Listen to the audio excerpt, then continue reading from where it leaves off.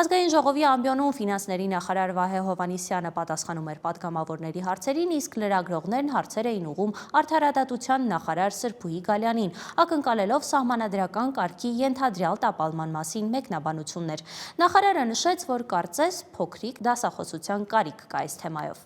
Սահմանադրական կարգի տապալումը, որպես քրեորեն հետապնդելի արարք, նախատեսված է Հայաստանի Հանրապետության քրեական օրենսգրքում, եւ դա նշանակում է հետեւյալը, որ որևէ անձ պետք է փաստացի դադարեցնի սահմանադրության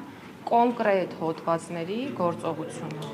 Իսկ այդ կոնկրետ հոդվածները վերաբերում են հետեւյալին. Խոսքը Հայաստանի Հանրապետության ինքնիշխանության մասին է,